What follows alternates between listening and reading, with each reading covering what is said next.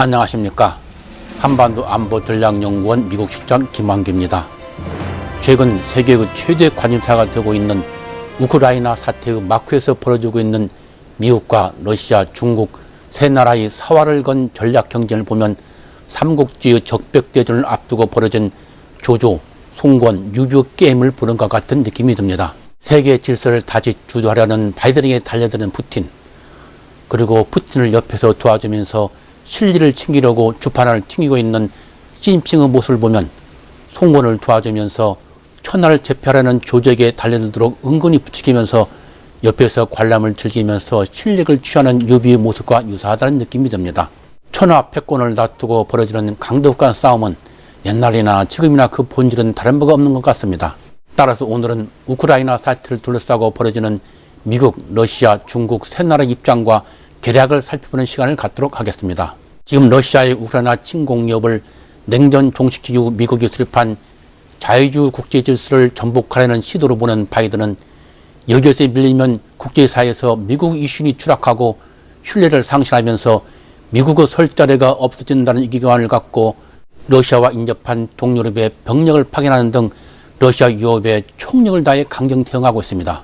바이든은 러시아에 대한 전략으로 유럽 동맹국들과 뜻을 같이 하는 민주주의 국가 연합을 추진하고 있지만 독자의 행보를 걷는 프랑스 마크롱 대통령과 러시아의 눈치를 살피는 독일의 슐츠 총리로 연합 전략의 효과가 기대만큼 발휘할지 의문이 들기는 게 현실입니다.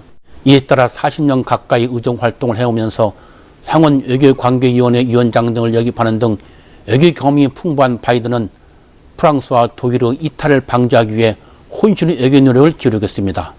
바이든은 마크롱이 푸틴을 만나러 러시아로 가기 전인 2월 6일 마크롱과 두 번이나 전화통화를 하여 동맹과 공조를 거듭 당부하였고 슐츠 총리와는 2월 7일 정상회담을 통해 단합을 과시했습니다. 그러나 정상회담 후 가진 공동 기자회견에서 러시아의 우크라이나 침공 시 독일에 천연가스를 공급하는 노르트 스트림 가스관 문제에 대한 기자의 질문을 받고 바이든은 노르트 스트림 가스관은 더 이상 없을 것이라고 대답한 반면 슐츠 총리는 러시아에 맞서기 위해 단합된 행동을 보일 것이라고만 답하고 가스관에 대한 답을 회피하는 모습을 보임으로써 여전히 러시아의 눈치를 보고 있는 그런 태도를 보였습니다. 이에 따라 미국은 천연가스 수입 55%를 러시아에 의존하고 있는 독일의 입장을 감안해서 독일의 대러 연합전선에 적극적인 참여를 유도하기 위해 미국의 액화 천연가스를 제공하는 방안을 지금 검토하고 있습니다. 이와 같이 바이든은 민주주의 연합 전략을 성공시키기 위해 혼신의 힘을 다하고 있습니다. 이러한 가운데 해외 개입에 반대하던 미국 내 여론도 점점 바이든의 우호적으로 변하고 있습니다. 친트럼프 공화당 의원들과 범보수 진영의 반대에도 불구하고 공화당 상원 원내 총무인 미치 맥코넬 의원과 공화당 실력자인 린드레이 그레이엄 하원 의원이 바이든을 적극 지지하고 나섰고 2월 7일 발표된 정치 언론 매체인 폴리티코 모닝 콘설트 공동 여론조사에서도 미국인의 63%가 러시아의 우크라이나 침공 시 강력하게 제재를 가해야 한다고 응답하였습니다. 그리고 58%가 우크라이나의 나토 가입을 지지했으며 48%가 나토를 지원하기 위해 미군을 동유럽에 파병하는 것을 지지한다고 응답하는 등 그간 미국의 우크라이나 사태 개입에 반대해오던 여론이 점점 찬성으로 돌아서고 있는 것으로 나타났습니다. 이와 같이 미국 여론이 우크라이나 사태 개입 반대에서 지지로 돌아선 이유는 시진핑과 푸틴이 2월 4일 북경 동계올림픽을 계기로 정상회담을 하면서 미국이 냉전 종식 이후 수립했던 자유주의 국제 질서를 수정하려는 모습을 보이자 미국이 이번에 행동하지 않으면 전 세계적으로 자유민주주의가 후퇴하고 새로운 전제주의 축이 등장할 것이며 따라서 이를 막아야 한다고 미국인들이 생각하고 있기 때문인 것으로 전문가들은 분석하고 있습니다. 그러나 바이든은 러시아 견제를 위해 유럽의 모든 자원을 집중하면 아태 지역에서 중국을 견제할 여력이 부족해진다는 딜레마에 빠져 있으며 따라서 유럽과 아태 지역에서 두 개의 전선을 어떻게 유지해 나갈 것인지가 최대 숙제가 되고 있습니다. 한편 러시아는 우크라이나 인접 지역에 배치된 병력을 10만 명에서 13만 명으로 증강하면서 2월 10일부터 북경 동계올림픽이 끝나는 20일까지 벨라루스와 합동군사훈련을 전개하는 등 벼랑 끝 전술을 구사하고 있습니다. 그러나 2월 7일 푸틴은 마크롱 프랑스 대통령과 회담에서 우크라이나가 나토에 가입해서 크림 반도를 탈환하려고 한다면 유럽이 전쟁에 휘말릴 것이라고 경고하면서도 아직 대화는 끝나지 않았으며 모두에게 적절한 타협안을 잡기 위해 힘을 다할 것이라고 언급한 데이어 2월 15일에도 서방과 합의 기회가 아직도 남아있다고 언급하고 우크라이나 인접 지역에 배치된 병력 일부를 철수하는 등 외교적 해결의 여지를 남겨두고 있습니다. 이러한 푸틴의 태도는 바이든의 예상 밖의 강경한 태도에 당황하고 있기 때문인 것으로 분석되고 있습니다. 푸틴은 2008년 조지아 침공, 2014년 크림반도 합병 때처럼 미국이 강력하게 개입하지 않고 또한 작년 8월 아프간에서 도망가듯이 철수한 것을 보고 해외 개입에 지쳐있는 미국이 이번에도 대응하는 제스처만 취하고 적당하게 넘어갈 것이라고 판단했던 것입니다.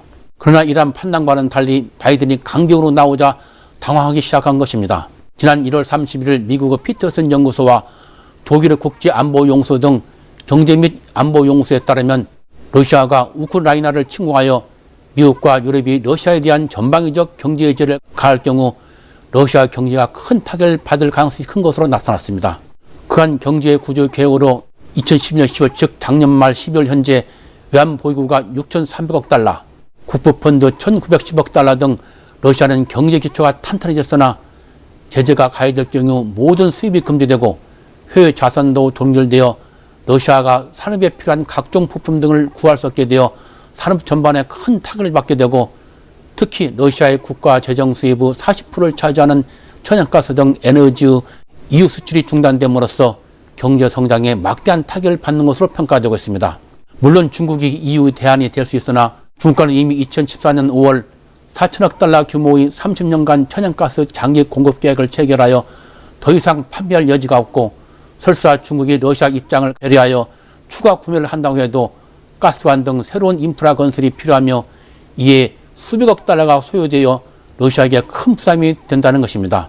그리고 중국에 대한 천연가스 판매 가격은 EU 판매 가격보다 형편없이 저렴하여 재정 수입에 큰 도움이 안 되고 있는 실정입니다. 또한 러시아를 달러 결제망인 국제은행 간 통신협회 즉 스위프트에서 퇴출할 경우 러시아 금융과 기업의 해외 거래가 불가능해짐으로써 경제 성장의 급격한 하락을 가져올 것으로 예상되고 있습니다. 러시아의 경제연구소인 경제전문가 그룹 회장인 에브세이 구르비치도 서방의 경제 제재가 가해지면 러시아 경제 성장률은 제로 또는 마이너스로 하락할 것이라고 전망하고 있습니다. 이러한 가운데 러시아 여론조사에서 많은 러시아인들이 푸틴의 지속적인 해외 개입에 피곤을 느끼는 것으로 나타났습니다. 러시아 여론조사기관인 네바다 센터의 작년 12월 말 여론조사 결과에 따르면 러시아인 43%가 우크라이나에 개입하지 말아야 한다고 응답했으며 63%가 서방이 경제 제재를 가하면 경제 위기가 올 것이라고 응답하였습니다.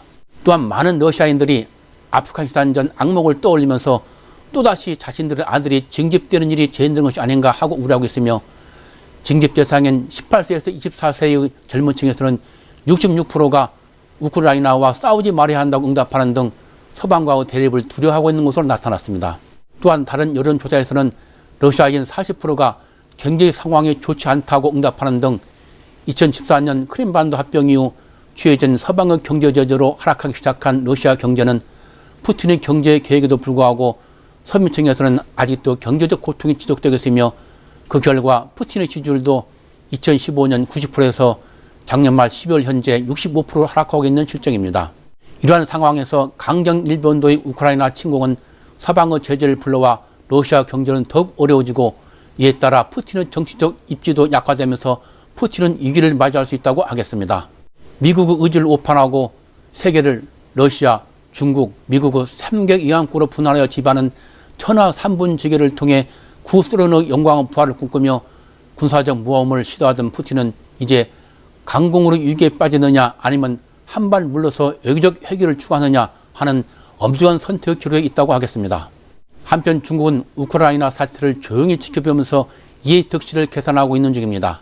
중국은 지난 1월 25일 러시아와 아라비아해에서 합동 군사훈련을 실시하고 왕유 외교부장이 블링컨 미국 국무장관과 라브로프 러시아 외무장관과 회담에서 러시아의 안보 우려는 정당한 것이며 그것은 진지하게 다루어져야 된다 하고 언급하는 등 러시아를 지지하는 태도를 보였습니다.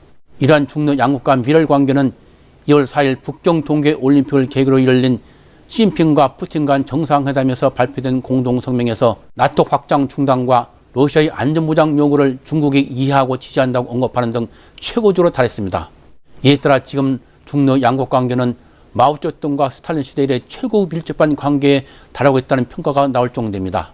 그러나 양국 관계는 겉에서 보는 것과는 미묘한 차이가 있는 것으로 나타나고 있습니다. 미국의 압박으로 점점 공격에 처해지면서 중국의 지원이 절실한 푸틴은 양국 관계가 전대미문으로 친밀한 관계라고 극찬하고 있으나 이와는 달리 시진핑은 냉정하게 처신하고 있습니다. 이러한 양국 간 미묘한 입장은 정상회담이 끝난 후 양국 정부가 발표한 정부 보도문에서 러시아는 중국이 러시아의 안보 요구를 적극 지지했다고 발표했으나 중국은 양국이 각자의 핵심 이익에 대해 상호 지지를 확보했다라고만 발표한 데서 잘 드러나고 있다고 하겠습니다. 러시아의 우크라이나 침공이 미국의 힘을 분산시킴으로써 중국에게도 유리한 일임에도 불구하고 중국이 이러한 모습을 보이는 것은 시진핑이 러시아가 우크라이나를 침공하는 것을 내심 반대하고 있음을 보여주는 것이라고 하겠습니다. 그 이유로는 다음 세 가지를 들 수 있겠습니다. 첫째, 러시아의 우크라이나 침공으로 미국 등 서방이 러시아를 제재하면 그 피해가 중국에도 미치게 되기 때문입니다. 러시아의 우크라이나 침공 시 중국은 러시아를 지원해 줄 수밖에 없는데 그럴 경우 미국은 물론 유럽의 강력한 반발을 가져와 중국의 피해를 볼 수 있기 때문인 것입니다. 미국은 이미 중국이 러시아를 지원할 시 대가를 치를 것이라고 경고하였고 유럽도 EU의회가 EU 중국 투자협정 비준을 거부하고 있는 데다 중국에 대한 기술 이전 제한, 중국에 대한 투자 감소, 중국에 대한 공급망 의존 감소 요구가 EU 내에서 날로 높아가고 있는 상황에서 미국과 EU가 중국에 대한 경제 교류를 제한하면 그렇지 않아도 하락 추세에 있는 중국 경제는 치명타를 입게 되어 올 성장 목표를 달성하기가 어려워지고 이는 국가주석 3연임을 결정할 11월 당대를 앞두고 경제 안정을 중시하고 있는 시진핑에게도 정치적으로 큰 타격을 줄 수 있기 때문입니다. 둘째, 미국과 EU가 대만 지원을 더욱 강화할 수 있기 때문입니다. 이에 따라 대만 통일이라는 시진핑의 꿈이 이루어지기가 더욱 어려워질 것이기 때문입니다. 셋째, 러시아의 우크라이나 침공이 성공하여 러시아가 구소련의 영광을 회복하면 새로운 강력한 라이벌이 생기기 때문입니다. 지금은 미국이라는 공동의 적이 있어서 러시아와 긴밀한 관계를 유지하고 있으나 이는 정략 결론에 불과하기 때문에 언제든지 상황 변화에 따라 양국 관계가 경쟁 관계로 돌변할 수 있다고 하겠습니다.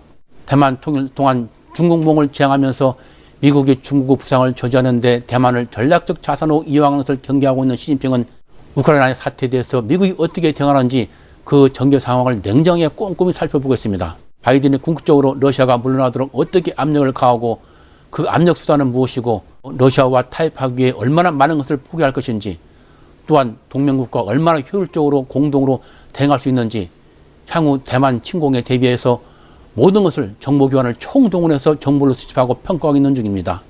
이제 미국, 러시아, 중국 3국은 현대판 적벽대전을 앞두고 주판을 튕기면서 국가 모든 역량을 동원해 대응해 나갈 것입니다. 현대판 적벽대전이 군사적 충돌로 갈 것인지 아니면 외교적 타결로 갈 것인지 전문가마다 애치 갈리면서 초미의 관심사가 되고 있습니다.